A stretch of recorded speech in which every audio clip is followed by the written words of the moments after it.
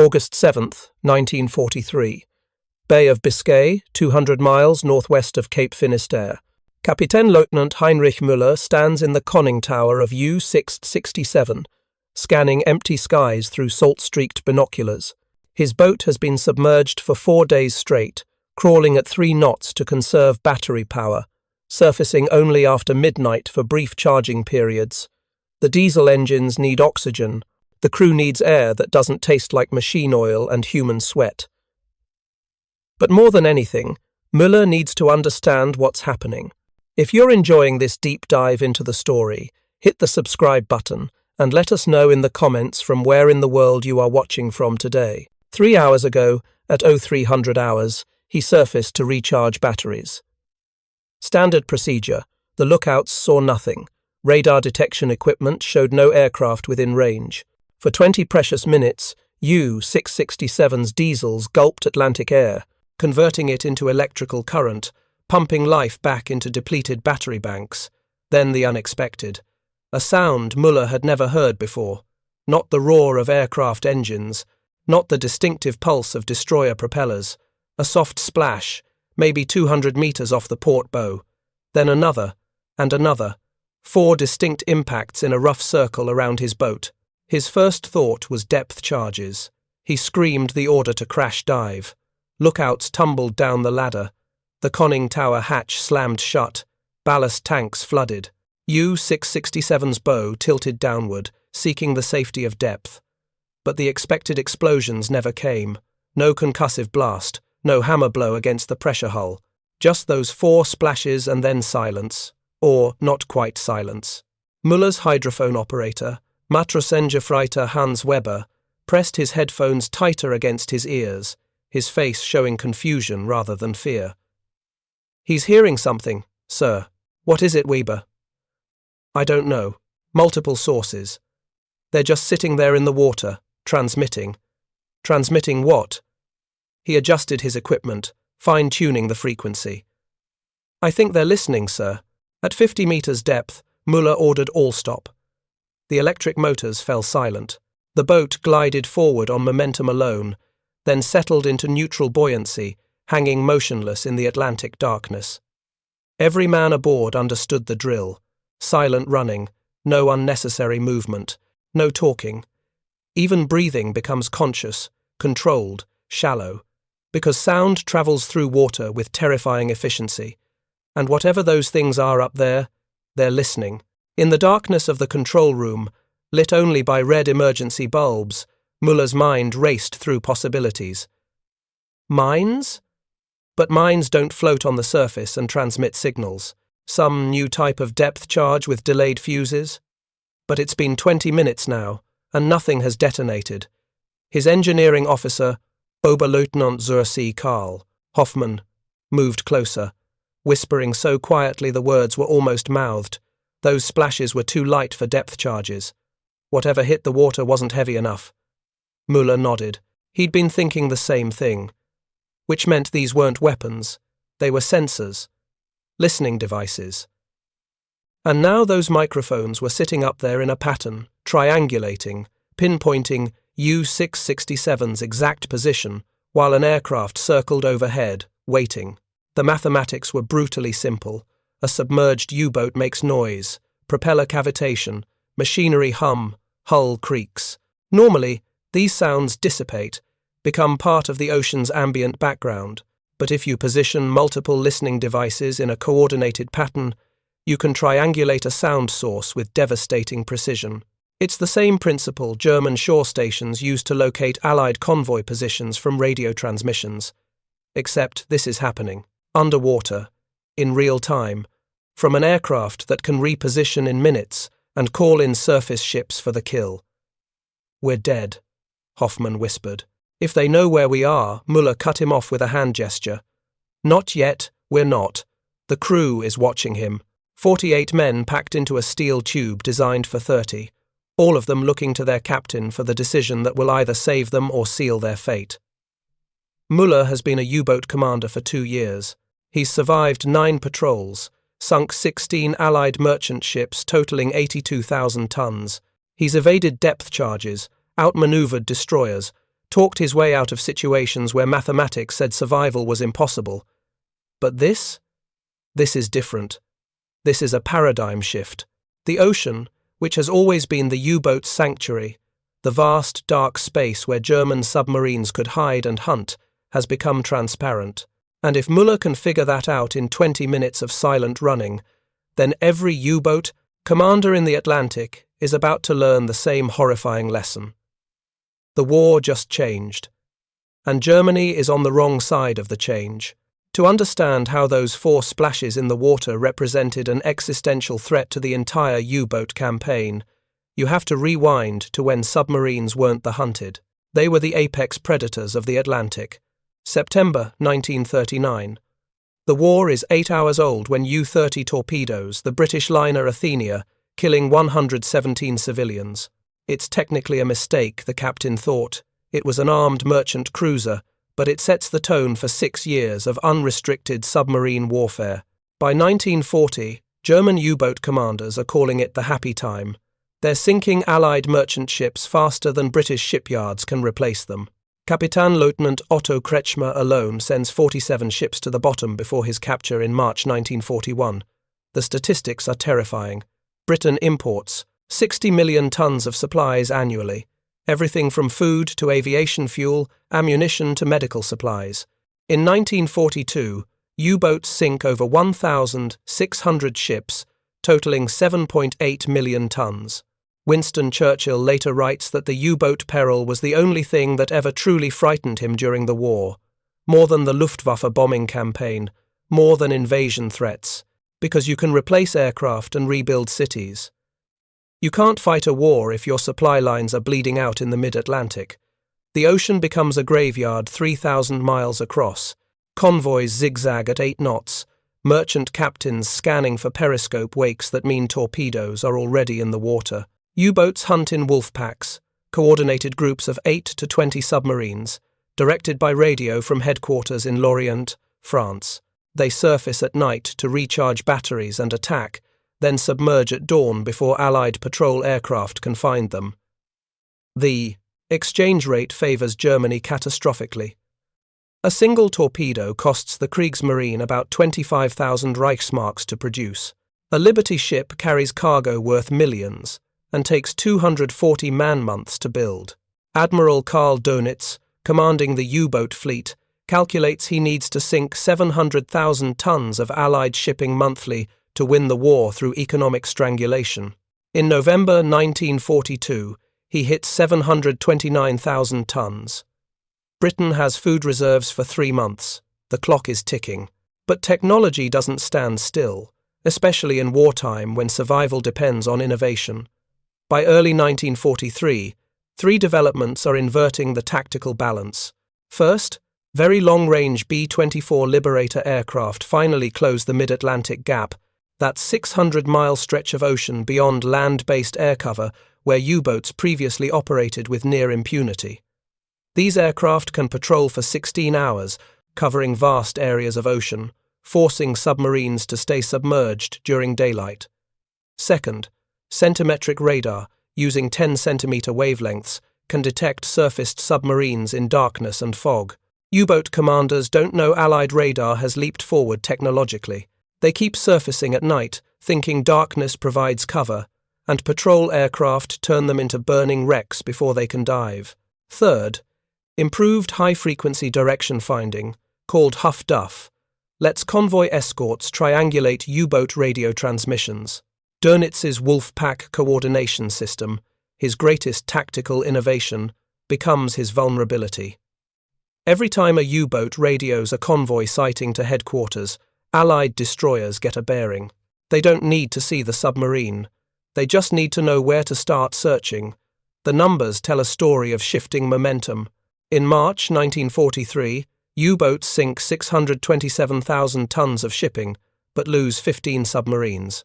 If you find this story engaging, please take a moment to subscribe and enable notifications. It helps us continue producing in-depth content like this. In April, they sink 328,000 tons and lose 15 more boats. May 1943 becomes the breaking point, later called Black May in Kriegsmarine histories.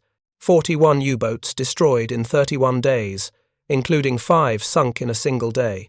On May 24th, Dönitz pulls his fleet back from the North Atlantic convoy routes, admitting temporary defeat.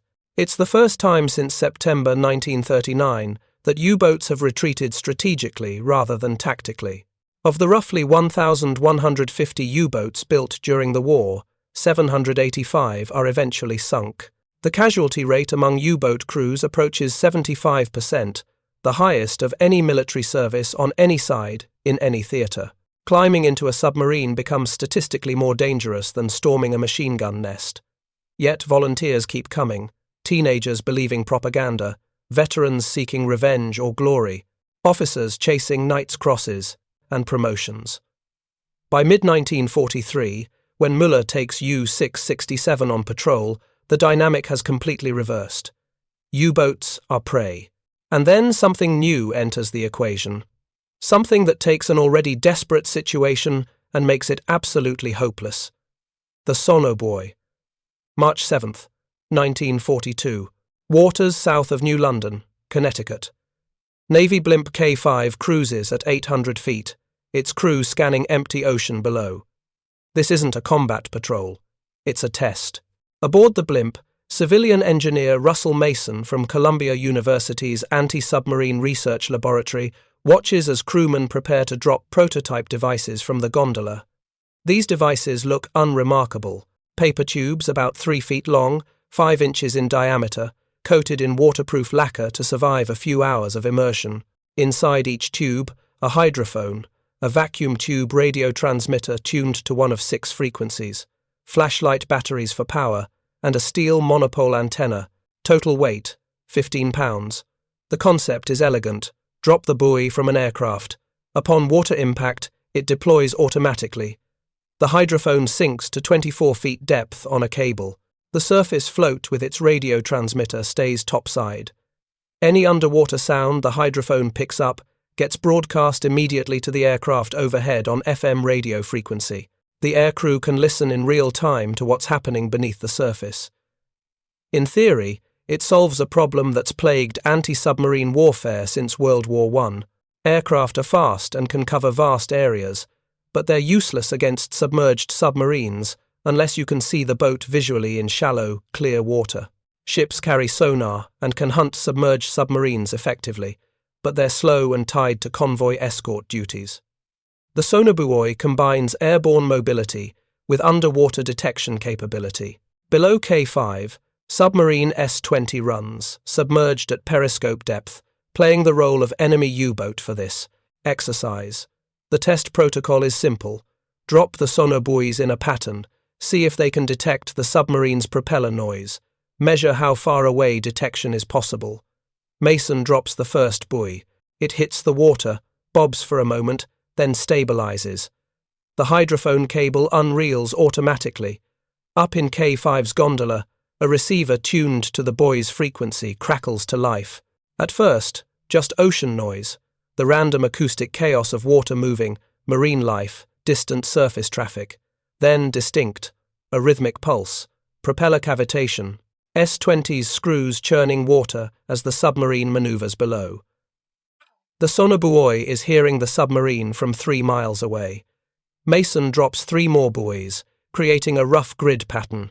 By comparing the signal strength on different frequencies, K5's crew can estimate not just that a submarine is nearby, but roughly where it's located. Basic triangulation. The test is a complete success. Detection range exceeds expectations. The radio link works reliably up to 5 miles between buoy and aircraft. Battery life stretches to 6 hours, long enough for a patrol bomber to drop a field of buoys, orbit the area, and hunt based on the acoustic data they're providing. But here's what makes the test significant beyond just technical validation. The submarine crew aboard S-20 doesn't know they're being detected. From their perspective, they're running a routine training exercise, making standard noise, probably wondering why the blimp overhead hasn't dropped practice depth charges yet. They have no idea that their acoustic signature is being broadcast in real time to listeners above. The psychological implications are profound. For 2 years, U-boat commanders have operated under certain assumptions about detection ranges and safe distances. If you can't see the aircraft probably can't see you. If you're submerged beyond visual range, you're essentially invisible unless a destroyer happens to stumble directly over you with active sonar. These assumptions have been validated by experience, reinforced by survival. They're baked into U-boat tactics, operational doctrine, patrol patterns. Sonobuoys shatter all of that. Suddenly, an aircraft can detect a submerged submarine from miles away without the submarine having any warning it's been found. The ocean, which has always been opaque to aircraft, becomes partially transparent. Not perfectly transparent, acoustic detection has limitations, but transparent enough to matter, transparent enough to kill. The test results on March 7, 1942, trigger immediate procurement orders. By June, the AN/CRT-1 Sonobuoy enters production. By August, U.S. Army Air Force bombers are dropping them operationally against U-boats in the Atlantic. The Army orders 6,400 units. The Navy orders 1,800 more. RCA begins full-scale manufacturing. By June 1943, the expendable radio Sonobuoy is officially approved for use on all Allied planes and blimps engaged in anti-submarine warfare.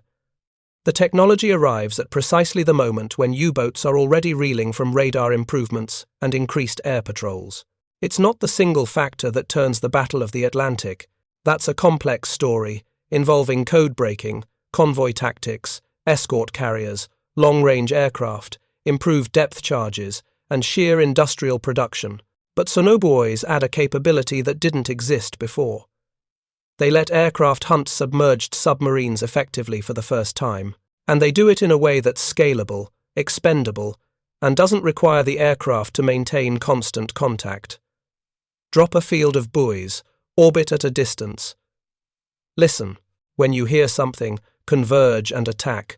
It's submarine hunting made systematic, industrial. By late 1943, U.S. Navy liberators, operating from Newfoundland and Iceland, carry 24 Sonobuoys each.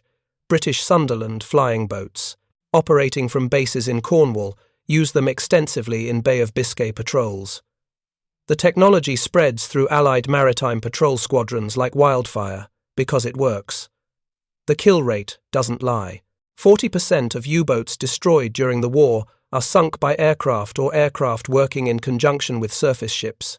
From October 1942 to war's end in May 1945, the U.S. Navy orders 150,000 Sonobuoys and 7,500 receivers. Those numbers represent more than just procurement statistics. They represent a fundamental shift in how anti-submarine warfare is fought. The ocean is no longer a hiding place. Back in U-667, Kapitänleutnant Müller is calculating probabilities in his head. He's been silent, running for 40 minutes now. The 4 Sonobuoys above haven't moved, their positions fixed by surface floats. But the aircraft is still up there. He can't hear it. The water muffles engine noise too effectively, but he knows it's there. Circling, waiting. The question is, what happens next? Option 1. Stay silent and drift. Hope the aircraft's fuel runs low and it returns to base. Hope the Sonobuoy batteries die before help arrives. This is the passive approach. It's worked before in depth charge attacks. Shut down, go deep, wait out the hunter. But that assumes the hunter is alone. If the aircraft has radioed his position to surface ships, staying in place is suicide. Destroyers could be racing toward this exact spot right now. Option 2. Creep away at minimum speed. The electric motors make noise, but if he keeps RPM low enough, maybe the acoustic signature stays below the Sonobuoy's detection threshold. Put distance between U-667 and those listening devices. But which direction? He has no idea how sensitive those microphones are. Moving might just advertise his position more clearly. Option 3. Surface and run. Trade stealth for speed. Get the diesels online and sprint out of the area at 17 knots before surface ships arrive. The risk is obvious. If that aircraft is still overhead, U-667 becomes a sitting target. Depth charges, machine gun fire, maybe even rockets if the Allied air forces have deployed those against submarines yet. Müller has heard rumours but no confirmed reports. All three options are gambles. That's what makes this moment different from every previous engagement in his 2 years of command. Against destroyers, he understands the geometry. Their sonar has known capabilities, known blind spots. Against aircraft using radar, he knows to dive before they get within attack range. But this, 4 floating microphones that he can't locate precisely, monitoring an area he can't see, sending data to an aircraft whose capabilities he doesn't fully understand. He's fighting blind against an enemy that isn't. Oberleutnant Hoffmann breaks the silence, his whisper barely audible even in the quiet of silent running. "Sir, we need to decide. The men are getting anxious. Müller can feel it. That particular quality of tension that accumulates when 48 men are trapped in a steel tube, breathing recycled air, wondering if the next sound will be depth charges detonating close enough to crack welds and spring seams." Captain Weber, the hydrophone operator, is gesturing urgently. "I'm picking up propeller sounds. Multiple contacts. Bearing 095 degrees. Range difficult to estimate. Maybe 10 kilometers. Closing. Destroyers." The aircraft called in surface ships. Now Müller's options collapse to 1. He has to move and move now. If those destroyers get within 5 kilometers, their sonar will pin him regardless of how quiet U-667 runs. "Bring us to periscope depth," Müller orders. "Prepare to surface on my command. This is the calculated risk. Rise enough to get the diesels breathing. Sprint on the surface at maximum speed until either the aircraft attacks or the destroyers get too close. Then dive again, hopefully far enough from those Sonobuoys that their listening pattern no longer covers him." It's desperate. But desperation is the only option left when the ocean stops being opaque. U-667 rises slowly, electric motors pushing her upward through layers of colder and warmer water, each layer bending sound waves differently, each layer potentially masking or revealing her position to the devices above. At 18 meters depth, Müller raises the attack periscope. He rotates slowly, scanning 360 degrees. Empty ocean, grey skies. No aircraft visible, but that means nothing. It could be 5 miles away, circling, using radar to track surface contacts while listening to Sonobuoy data relayed by radio. 2 destroyers visible on the horizon, range maybe 15 kilometers now. They're converging, almost certainly directed by that aircraft. Surface, Müller commands. The conning tower breaks through. Lookouts scramble up, scanning for immediate threats. Below, the diesel engines roar to life, their beautiful mechanical thunder pumping exhaust, sucking oxygen, converting fuel into motion. U-667 accelerates. 8 knots, 12, 15, pushing toward maximum surface speed. The bow wave rises higher as tons of steel plow through Atlantic swells. Müller can see the destroyers more clearly now. Definite course changes. They've spotted him or gotten updated coordinates from the aircraft. Range closing. 10 kilometers. Maybe less. Make your course 270. Müller orders. Due west. Away from both the destroyers and those Sonobuoys. Every minute on the surface is a minute closer to being caught, but every minute submerged drains batteries they'll need for the final escape attempt. The mathematics of submarine warfare have always been brutal. Now they're impossible. Aircraft overhead, starboard lookout shouts. 3 o'clock high, 5 kilometers out, descending. Müller doesn't hesitate. "Alarm, prepare to dive," he screams into the voice tube. Lookouts drop through the hatch. Müller takes one last look at empty sky that isn't empty, at an enemy he can't see using technology he doesn't fully understand. Then he's down the ladder, slamming the hatch, dogging it shut as ballast tanks flood and U-667's bow tilts downward. 60 meters, 80, 100. The pressure hull creaks under increasing load. The destroyers are close now, close enough that Weber is tracking them on passive hydrophones. Bearing 085, range estimated 4 kilometers. "They're pinging, sir. Active sonar. They've got our rough position." "How rough?" Müller asks, though he already knows the answer doesn't matter. Rough enough. If they're using active sonar, they're confident enough to start an attack run. Minutes later, the first depth charges arrive. Not a near miss. The initial pattern detonates about 500 meters away. Close enough to hear clearly, far enough that the shock waves don't threaten. Hull integrity. Standard practice. The destroyers are dropping patterns where they think U-667 might be, saturating the area, hoping for a lucky hit, or to panic the submarine into making noise that gives away its exact position. More explosions, closer now, 200 meters. The boat shudders, lights flicker. In the forward torpedo room, men grab stanchions as the deck tilts unexpectedly from the shock wave's pressure differential. A gauge shatters, spraying glass. Nobody makes a sound. Screaming won't help, praying won't help. Only silence and depth, and the engineering integrity of the pressure hull matter now. Müller orders deeper. 150 meters, pushing toward the boat's rated operational limit.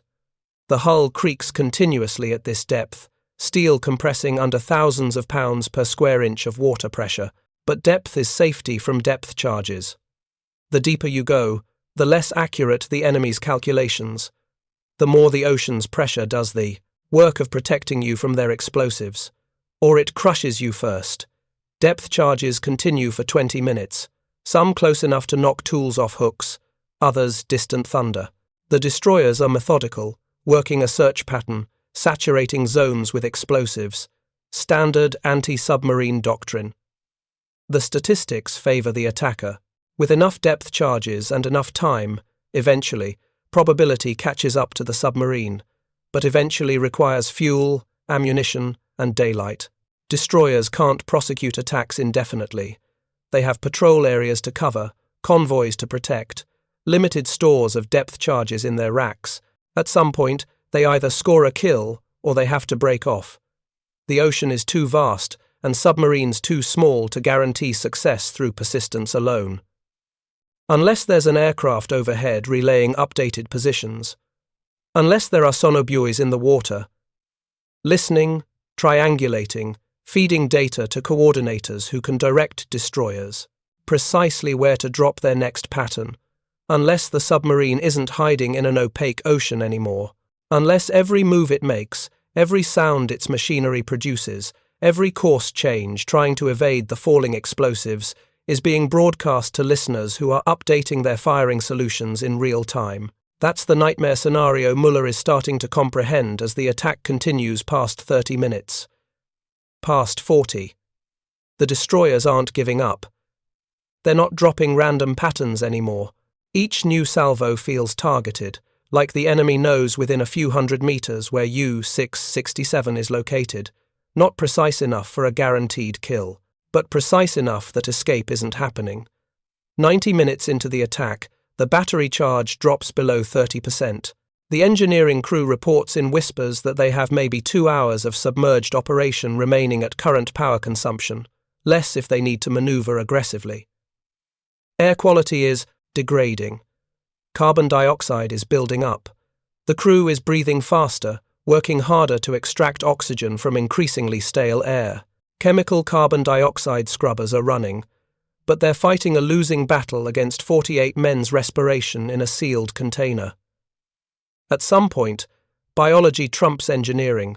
Müller faces the calculation every U-boat commander dreads: surface and fight with the deck gun, accepting almost certain destruction but giving the crew a chance to surrender if things go badly, or stay submerged, hoping the enemy breaks off before batteries die or air becomes unbreathable. Both choices are survival gambles with poor odds, but only one choice confirms what Müller already suspects, that the Atlantic Ocean, Germany's great strategic asset in this war, the vast hunting ground where U-boats once operated with near impunity, has become a trap, and those 4 splashes he heard 3 hours ago were the sound of the trap closing. The technology that trapped, Müller didn't emerge from a single eureka moment in some laboratory. It came from systematic problem-solving by researchers who understood that winning the Battle of the Atlantic required making the ocean less opaque to Allied forces. The story begins in July 1941, before the United States officially entered the war. when Secretary of the Navy Frank Knox asked the National Academy of Sciences to investigate scientific approaches to submarine detection. 3 universities received contracts to establish anti-submarine research laboratories. Columbia University set up operations at Fort Trumbull in New London, Connecticut. Harvard established a facility in Cambridge, Massachusetts. The University of California began work at the Navy Radio and Sound Laboratory at Point Loma, San Diego. These weren't military installations in the traditional sense. They were hybrid operations where civilian physicists and engineers worked alongside Navy personnel, combining academic research culture with military urgency. The researchers weren't constrained by existing doctrine or conventional thinking about what was possible. Their job was simple in concept but brutally difficult in execution. Find ways to detect submarines that current technology couldn't find. The Sonobuoys concept emerged from a British proposal in May 1941. Professor P.M.S. Blackett, head of a Special Admiralty Committee for Anti-Submarine Measures, suggested an expendable sonar buoy that ships could drop while escorting convoys. The idea was to create a listening perimeter behind the convoy, detecting any U-boats attempting to follow and position for attack. Tests showed feasibility, but with Britain's industrial capacity stretched to breaking point, producing hundreds of expendable electronic devices wasn't practical. The British shared the concept with American researchers under the technology exchange agreements that predated U.S. entry into the war.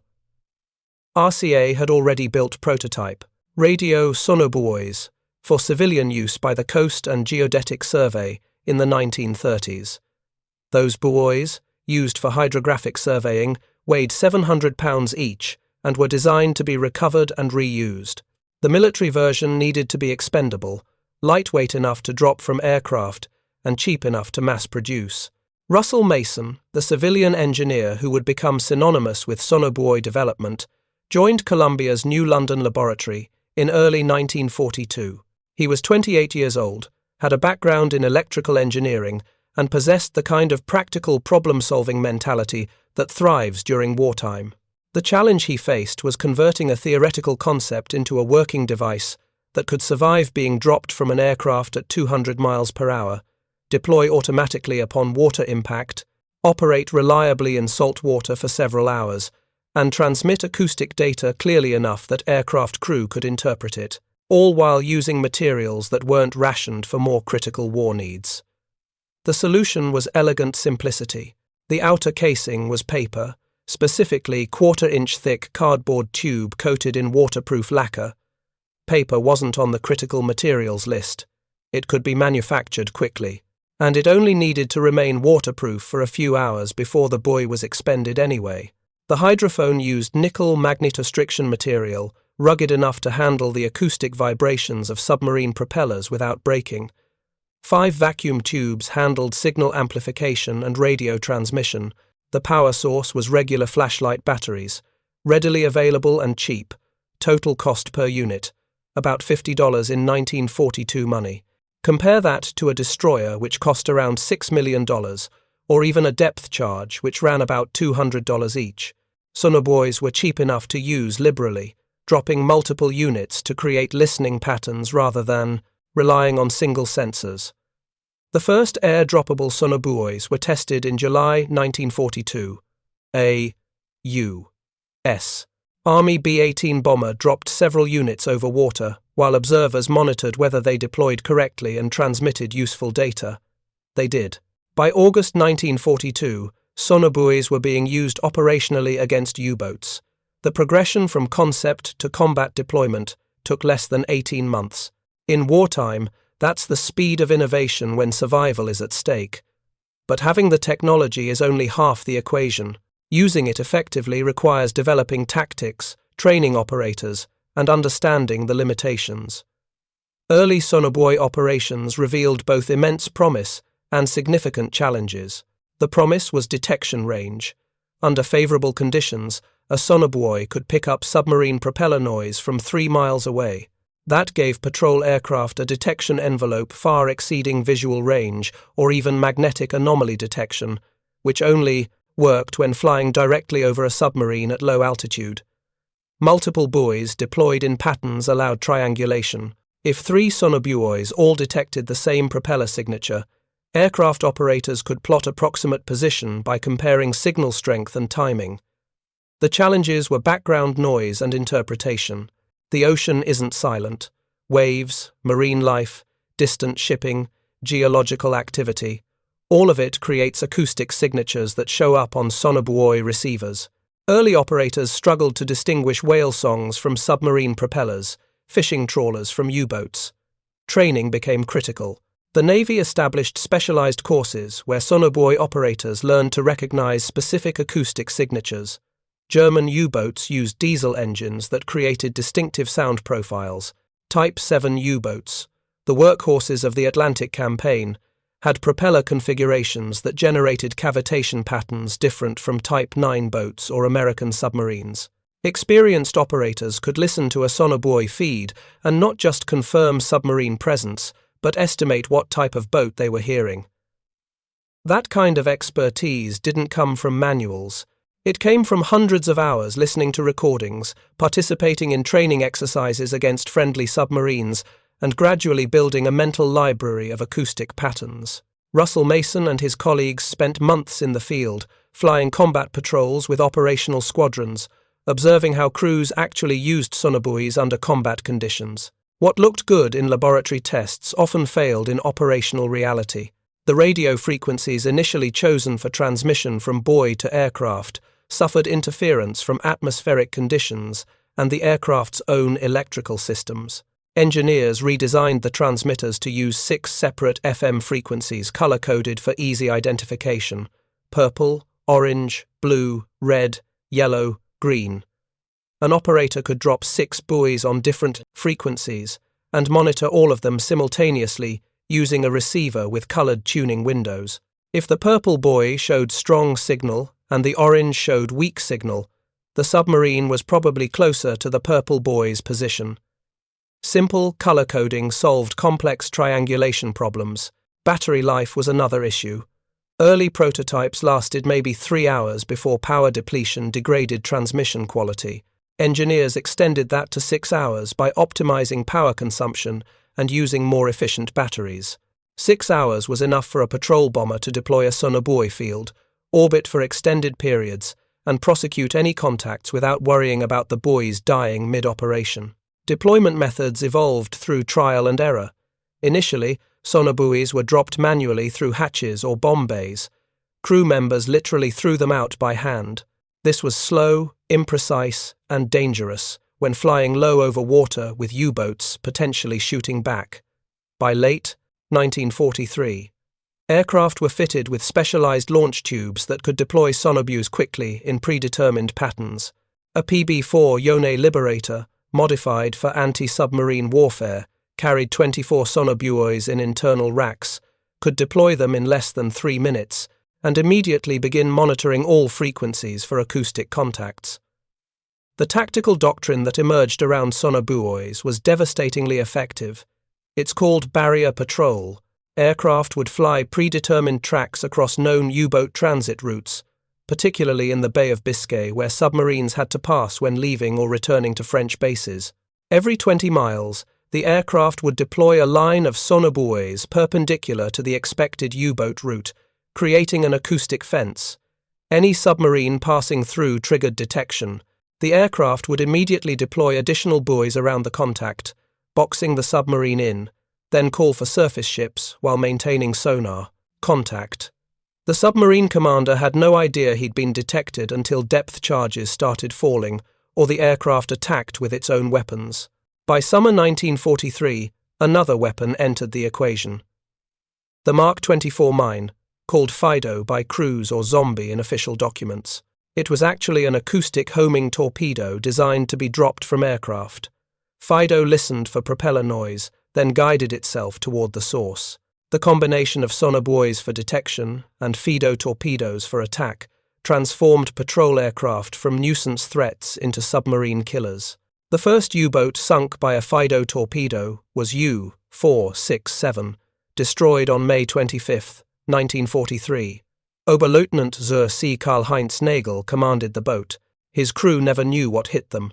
They heard the aircraft overhead, began crash diving, then an explosion against their stern as Fido's 200-pound warhead detonated on contact with the pressure hull. U-467 sank with all hands, 28 dead. By December 1943, Sonobuoys were standard equipment on all U.S. Navy patrol aircraft conducting anti-submarine operations. The British RAF Coastal Command used them extensively. Canadian maritime patrol squadrons deployed them in North Atlantic operations. The technology had propagated through Allied forces with remarkable speed because the results were undeniable. U-boat kill rates in areas where Sonobuoy-equipped aircraft operated jumped significantly compared to areas relying on visual detection and magnetic anomaly detection alone. But technology isn't just about capability. It's about psychology. And the psychological impact of Sonobuoys on German U-boat crews was corrosive in ways that statistics don't capture. Kapitänleutnant Müller wasn't unique in his experience on August 7, 1943. Across the Atlantic, dozens of U-boat commanders were encountering the same phenomenon: strange splashing sounds when surfaced, depth charge attacks that seemed impossibly accurate when submerged, patrol aircraft that maintained contact far longer than previous experience suggested was possible. The German Navy's intelligence service, the B-Dienst, tried to understand what was happening. They intercepted Allied radio traffic, monitored technical developments, interrogated captured Allied aircrews. But the Allies maintained strict secrecy around Sonobuoy capabilities. Captured aircraft were stripped of electronic equipment before German forces could examine them. Radio traffic about Sonobuoy deployments used code words. High T in British communications. When U-boat commanders filed patrol reports describing acoustic detection by aircraft, German naval intelligence initially dismissed them as combat stress or overactive imagination. The ocean is full of sounds. Maybe these commanders were hearing whales or distant shipping and mistaking it for Allied detection devices. Maybe the depth charge accuracy was just luck. Statistics say that if you drop enough explosives in roughly the right area, eventually you'll hit something. But as reports accumulated through summer and fall 1943, patterns emerged that couldn't be explained by chance or imagination. U-boats were being detected while submerged at ranges that shouldn't be possible with existing Allied technology.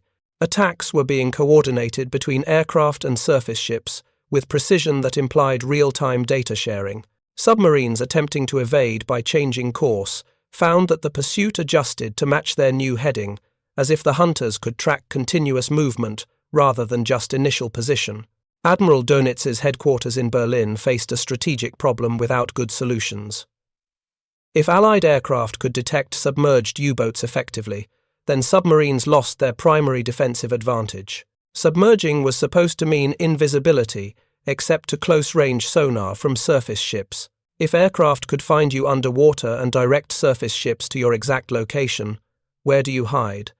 The Atlantic Ocean is enormous, covering 32 million square miles, but if every square mile is potentially transparent to airborne sensors, enormity doesn't matter. You're visible wherever you go.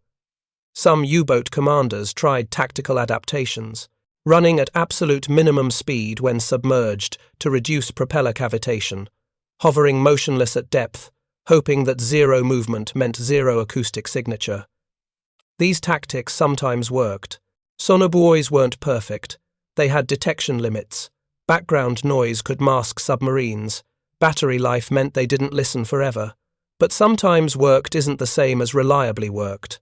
And submarines can't accomplish their mission by hiding motionless hundreds of feet underwater. They have to move to intercept convoys, to fire torpedoes, to return to base. Movement means noise. Noise means detection. 43. U-boat patrol durations shortened dramatically. Boats that previously spent 6 weeks at sea hunting convoys were now returning after 3 weeks with minimal results. The operational calculus had shifted. Every day at sea meant another day exposed to Allied detection systems that seemed to work better each month. The psychological toll on crews was immense. Submarine service has always been stressful. You're living in a steel tube barely larger than a city bus, packed with 40 to 50 men, breathing recycled air, eating canned food, never quite sure if the next depth charge will be the one that cracks your hull. But through early 1943, U-boat crews still felt they had agency. Good captains who made smart tactical decisions could evade destroyers. Experienced crews who maintained perfect silence during depth charge attacks often escaped. Survival wasn't just luck, it was skill, experience, and tactics. Sonobuoys changed that equation. Now, survival felt arbitrary. You could do everything right, maintain perfect silence, make textbook evasion maneuvers, and still get caught because some device you couldn't see, couldn't hear, couldn't fight was broadcasting your position to enemies you'd never detect until weapons were already falling. The U-boat crews had a phrase for it. Glasene Ozean, the glass ocean. The ocean that used to hide them had become transparent, and they were trapped inside it. The morale reports that reached Dönitz's headquarters made grim reading. Experienced commanders who'd previously shown aggressive initiative were now reporting technical problems that required returning to base. Boats were accomplishing less each patrol. Attack opportunities were being passed up because captains judged the risk too high. This wasn't cowardice. It was rational calculation by men who understood the operational environment had shifted against them decisively. By December 1943, German U-boat operations in the Atlantic had contracted to a shadow of their former effectiveness. Monthly sinking tonnage dropped below 100,000 tons, less than 15% of the rates achieved in late 1942. Meanwhile, U-boat losses remained high. 20 boats lost in December alone. The attrition rate was unsustainable. Germany was losing boats faster than shipyards could replace them, and training new crews faster than experienced men were dying. The strategic arithmetic pointed toward inevitable defeat. Admiral Dönitz knew it. His staff knew it. The question wasn't whether Germany would lose the Battle of the Atlantic. The question was how long to continue sacrificing men and boats in a campaign that could no longer achieve its objectives. Hitler demanded the U-boat campaign continue, regardless of losses. His reasoning was brutally pragmatic. Even if U-boats weren't sinking enough ships to starve Britain, they forced the Allies to maintain enormous anti-submarine forces, hundreds of destroyers, thousands of aircraft, millions of tons of escort carriers and patrol vessels that couldn't be used for invasion operations or bombing campaigns. As long as U-boats existed, Allied resources were tied down fighting them. So the patrols continued into 1944 and 1945, increasingly desperate, increasingly futile. U-boat crews going to sea, knowing the odds of survival were less than 1 in 4. Back aboard U-667, the situation has deteriorated past the point of recovery. 2 hours and 15 minutes into the depth charge attack, battery charge at 18%. Air quality degraded to the point where men in the forward compartments are showing symptoms of carbon dioxide poisoning, headaches, confusion, laboured breathing. The destroyers are still up there, still dropping patterns. Not as frequently now, they're probably running low on depth charges themselves, but consistently enough that escape isn't possible. Kapitänleutnant Müller makes the decision he's been avoiding. Surface and surrender. It's not cowardice, it's mathematics. Staying submerged means the crew suffocates or the batteries die, leaving U-667 powerless and sinking. Surfacing gives the destroyers a target, but also gives his men a chance to survive as prisoners of war. 3/4 of U-boat crews who die do so when their boats are destroyed with all hands, trapped inside sinking pressure hulls or killed by the initial explosion. 1/4 die during surface actions where at least some crew can abandon ship. Those are better odds than 0. Prepare to surface, Müller orders. Scuttle the Enigma machine. Burn all code books and operational orders. Once we're topside, abandon ship immediately. I'll surrender to the British. The crew moves with practiced efficiency despite exhaustion and poisoned air. The chief engineer opens valves to flood specific compartments, ensuring U-667 will sink once abandoned rather than be captured intact. Radio operators destroy encryption equipment with hammers. Officers burn documents in the small galley stove, smoke filling already bad air. At 15:40 hours, 2 hours and 37 minutes after those first Sonobuoy splashes, U-667 surfaces for the last time. The conning tower breaks through into grey afternoon light. Müller climbs topside, raising his hands above his head in the universal gesture of surrender. 2 destroyers are visible, less than 2 kilometers away, approaching at speed. He can see gun crews tracking U-667 with their weapons but not firing. They recognize surrender when they see it. Below, the crew is abandoning ship. 48 men scrambling out of hatches, dropping into cold Atlantic water, swimming clear of the sinking boat. Some have life jackets, most don't. The North Atlantic in August averages 14 degrees Celsius, survivable for maybe 30 to 45 minutes before hypothermia becomes critical. The destroyers close rapidly. They're British. Müller can see the ensigns now. HMS Wanderer and HMS Wren. Flower-class corvettes, technically, not destroyers, but the distinction doesn't matter. They're rescue vessels now rather than attackers. Crew members throw lines and nets over the side. British sailors are pulling German submariners from the water, blankets and medical attention waiting on deck. Professional courtesy between seamen, even when one side has just tried to kill the other. U-667 settles lower. Water pours through open hatches and scuttle valves. The bow dips first, then the entire boat slides beneath the surface with surprising grace. No explosion, no drama, just a submarine that fought the Atlantic and lost, disappearing into the same ocean that birthed it. Müller is the last off, as tradition and honour demand. A British sailor pulls him aboard HMS Wanderer. A Royal Navy officer approaches, speaking German with a strong accent. "I'm Lieutenant. Commander Harrison. Your crew will be treated according to Geneva Convention. You're prisoners of war." Müller nods. He's too exhausted to speak, too numb to process what just happened. In 6 hours, he's gone from U-boat commander to prisoner, from hunter to captured, from master of an opaque ocean to victim of one that became transparent. He'll spend the rest of the war in a prisoner camp in Canada, eventually repatriated to Germany in 1946. He'll never command a submarine again. But that night, aboard HMS Wanderer, while British doctors check his crew for injuries and hypothermia, Müller writes in a small notebook he's allowed to keep. Not official, just personal observations. August 7th, 1943. They have listening devices. Aircraft deploy them from above. They float on the surface and transmit underwater sounds by radio. We cannot hide from them. The ocean is no longer ours. That notebook will survive the war. It'll be discovered by historians in the 1980s while researching German submarine operations.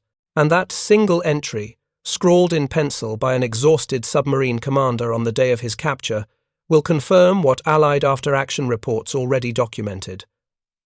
The Sonobuoy worked exactly as designed. It detected a submerged submarine. It directed surface ships to the target. It enabled a kill that wouldn't have been possible with previous technology. More importantly, it broke the will of a U-boat commander who'd previously shown consistent aggression and tactical skill.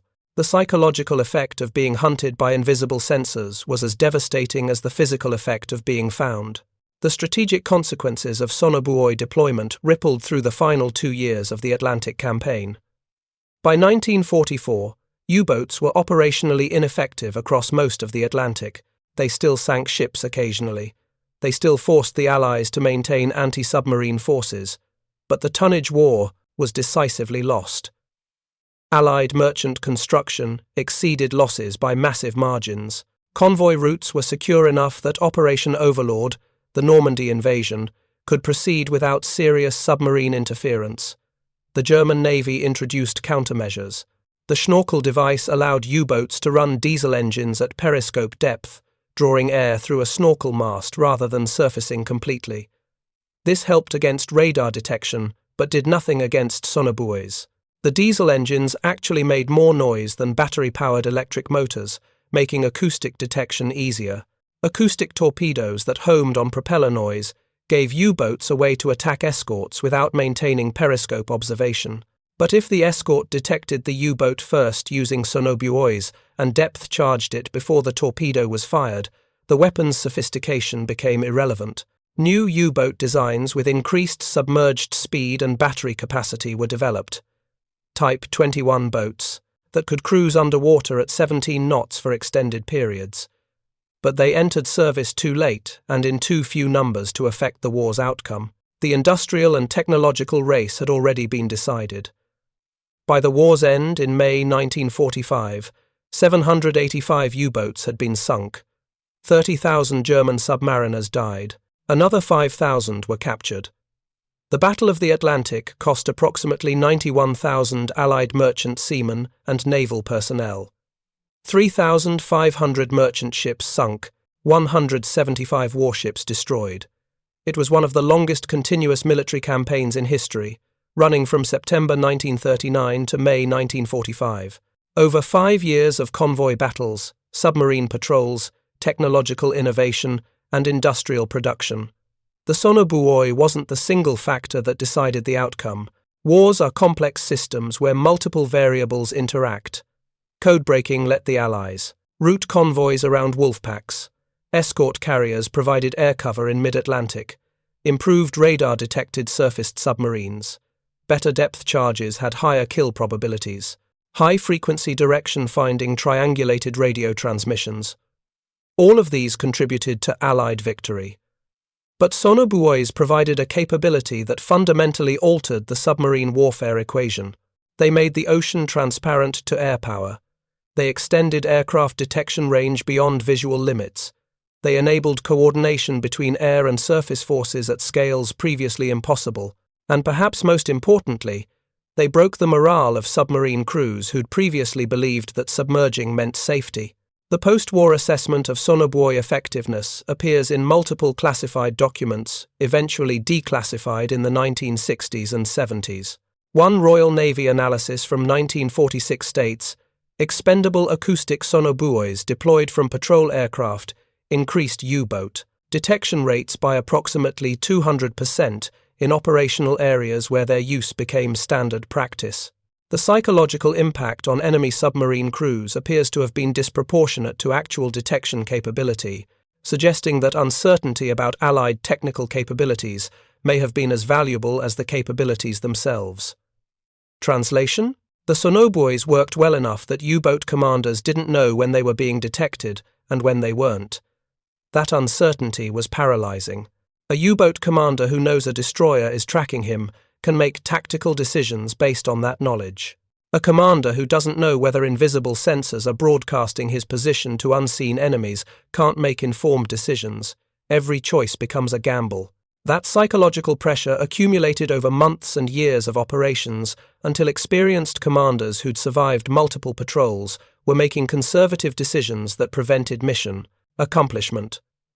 The technology that began as paper tubes dropped from blimps in March 1942 evolved into sophisticated acoustic sensor networks by the Cold War era. The SOSUS system, Sound Surveillance System, deployed by the United States Navy in the 1950s, placed permanent hydrophone arrays on the ocean floor. These arrays could detect Soviet submarines across entire ocean basins, tracking them continuously from port departure to operational areas. Modern Sonobuoys bear little resemblance to the World War II originals, except in basic concept. Current systems like the AN/SSQ-110 Extended Echo Ranging Sonobuoy can actively ping submarines rather than just listening passively. The AN/SSQ-53 DFAR Sonobuoy provides directional information, not just presence, absence detection. These devices work in concert with patrol aircraft carrying advanced computers that process acoustic data automatically, identify submarine signatures, and provide targeting information to anti-submarine weapons. But the fundamental principle established in 1942 remains unchanged. Deploy acoustic sensors from aircraft to make the ocean transparent to air power. Detect submarines at ranges where they can't detect the aircraft.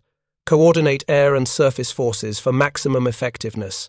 These concepts, proven in the Atlantic during World War II, still define anti-submarine warfare today.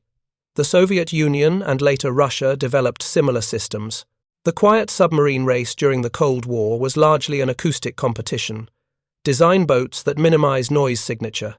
develop sensors that can detect ever quieter targets, create signal processing algorithms that distinguish submarine sounds from background ocean noise. It's the same cat-and-mouse game that played out with Sonobuoys and U-boats, scaled up with nuclear submarines, longer detection ranges, and computer processing. The human element hasn't disappeared. Modern Sonobuoy. Operators undergo months of training, learning to interpret acoustic data. An experienced operator can distinguish attack submarine classes by propeller signature, identify whether a contact is nuclear or diesel-electric, estimate depth and speed from frequency analysis. These are skills that require practice and judgment, not just reading computer displays. The technology provides capability, but humans provide interpretation. The legacy of those 4 splashes heard by Kapitänleutnant Müller on August 7, 1943, extends beyond technology into strategic thinking. Military planners understand that transparency is a weapon. Sensors that reveal enemy positions are often more valuable than weapons that destroy them. If you can see the enemy clearly, and they can't see you, victory becomes mathematical inevitability. This principle applies across domains. Radar made the skies transparent to ground controllers. Satellite reconnaissance made the Earth's surface transparent to intelligence analysts. Undersea acoustic networks made the oceans transparent to submarine hunters. Each technology creates an asymmetry that favors the side with better sensors. The psychological effect remains consistent across eras. Fighting an enemy you can't see is corrosive to morale. Soldiers in urban combat fear snipers they can't locate. Tank crews fear anti-tank missiles launched from buildings they can't identify. Submarine crews fear acoustic sensors they can't detect. The fear isn't just about dying, it's about dying without agency, without the ability to fight back effectively, without even understanding the threat until it's too late. Admiral Dönitz recognized this in his post-war memoirs, though he never fully grasped the Sonobuoys' role. He wrote, "Our men faced an enemy who could see in the dark while we remained blind. No amount of courage or skill could overcome that fundamental disadvantage. The brave men who continued fighting despite impossible odds deserve recognition. But bravery alone cannot defeat technology." He was referring to Allied radar and code breaking. But the statement applies equally to Sonobuoys and acoustic detection. The U-boat crews who kept going to sea through 1944 and 1945, knowing their chance of survival was minimal, demonstrated extraordinary courage. They also demonstrated the limits of courage when technology creates overwhelming asymmetry. The final tally of World War II Sonobuoy production is staggering. 150,000 units manufactured, 7,500 receivers produced. Deployment across hundreds of aircraft in multiple navies. The devices were used not just in the Atlantic, but in the Mediterranean, the Caribbean, off the coast of Brazil, in the approaches to the English Channel. Anywhere submarines operated, Sonobuoys eventually appeared. The cost per unit remained low throughout the war, approximately $50 to $70 depending on specifications and order quantity. Compare that to the value of a U-boat. Type 7 submarines cost approximately 1.5 million Reichsmarks, roughly $600,000 at wartime exchange rates. A single submarine sunk with the help of Sonobuoys justified the cost of thousands of units. The return on investment was extraordinary. Post-war interrogations of captured U-boat commanders revealed consistent themes. Surprise at how often Allied aircraft seemed to know their location. Frustration at being unable to evade pursuit effectively. Gradually accumulating understanding that the Allies possessed detection technology beyond German capabilities. But even in captivity, many commanders didn't fully understand Sonobuoys. They knew acoustic detection was happening. They didn't know how widespread it was or how systematically it was deployed. The Allies maintained operational security even after victory. Many technical details about Sonobuoy performance remained classified for decades. The official histories published in the 1950s mentioned Sonobuoys briefly, if at all. It wasn't until the 1970s and 80s that comprehensive accounts of their development and deployment became public. Why the continued secrecy? Because the basic technology remained relevant. The Cold War submarine competition made acoustic detection militarily sensitive. Publishing detailed information about World War II sonobuoy capabilities would potentially reveal information applicable to modern systems. Even decades after their combat use, the acoustic principles and deployment tactics remained classified. That classification has gradually lifted. Modern historians can access wartime documents that describe sonobuoy operations in detail. The technical specifications are public knowledge. The tactical employment is studied in military courses, but for 30 years after World War II ended, sonobuoys remained one of the conflict's quiet technical achievements, known to specialists, unknown to the public, never receiving the recognition given to radar or code-breaking or nuclear weapons, yet arguably as important to Allied victory in the Atlantic as any of those more famous innovations. The men who developed sonobuoys didn't receive medals or public acclaim. Russell Mason continued working on underwater acoustics through the Cold War, eventually retiring from the Naval Underwater Systems Center in the 1970s. He gave occasional interviews to historians. He attended reunions of Columbia University's wartime research team, but he never sought publicity, and the public never really learned his name, despite his contribution to Allied victory. That's true of most technological innovators during wartime.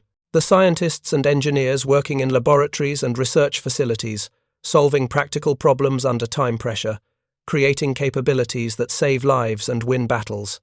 History remembers the commanders and the combat soldiers. The researchers who made victory possible work in obscurity. Thank you for watching. For more detailed historical breakdowns, check out the other videos on your screen now, and don't forget to subscribe.